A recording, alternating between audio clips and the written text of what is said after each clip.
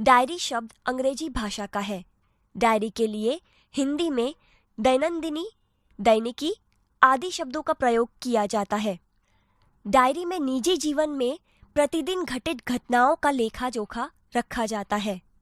Diary के पढ़ने से किसी व्यक्ति के जीवन में घटित घटनाओं, कार्यों या तथ्यों की जानकारी प्राप्त होती है।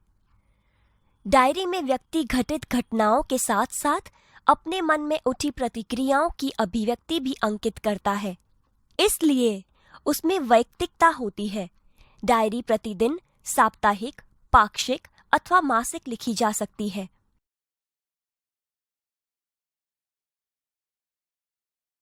डायरी लेखन की विशेषताएं। डायरी लेखन में निम्नलिखित गुण होने आवश्यक हैं। क. डायरी लेखन में क्रमबद्धता हो। ख.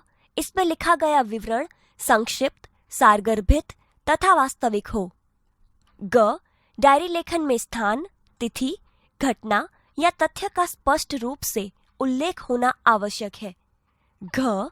डायरी लेखन करते समय आलोचना, टीका टिप्पणी, बनावटीपन, काल्पनिकता, चित्रात्मकता, अनावश्यक विस्तार से बचना चाहिए। डायरी लेखन के लाभ। क. इससे जीवन में घटी घटनाओं की जानकारी प्राप्त होती है।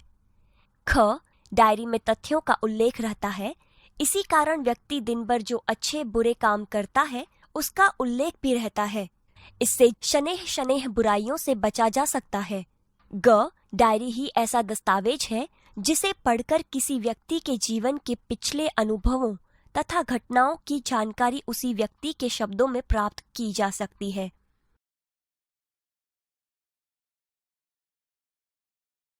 एक, अपने नए विद्यालय के पहले दिन की घटनाओं को अपनी डायरी में लिखिए।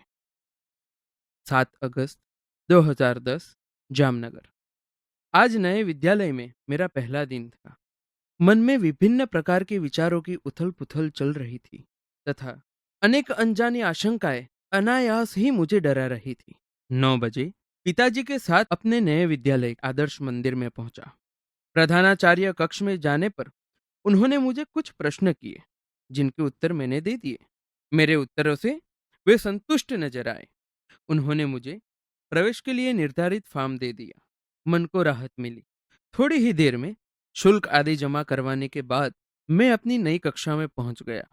अपने नए दोस्तों, अध्यापक और आचार्य से मिलकर ऐसा नहीं लगा कि मैं नए विद्यालय में आ गया हूं।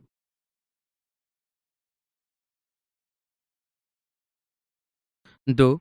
वार्षिक परीक्षा के एक दिन पूर्व के अनुभव को अपनी डायरी में लिखिए। 5 अप्रैल 2012, राजकोट। कल वार्षिक परीक्षा का पहला दिन है। रात्रि के 1 बज गए हैं, परंतु नींद नहीं आ रही। कल विज्ञान और टेक्नोलॉजी विषय की परीक्षा है। यद्यपि सब कुछ दोहरा लिया है, तथापि मन में अजीब सा भय है। अचानक पिताजी मेरे कमरे में आए। मुझे जगा हुआ देखकर ढाढ़स बंधाया और बिस्तर पर लेट जाने को कहा। बत्ती बंद कर दी। बिस्तर पर पड़े पड़े भी नींद नहीं आ रही। पिताजी के चले जाने पर टेबल लैंप जलाया और पुस्तक के पन्ने पुनः पलटने लगा। थोड़ी ही देर में थककर बिस्तर पर पुनः लेट गया और न जाने नींद कब आ गई।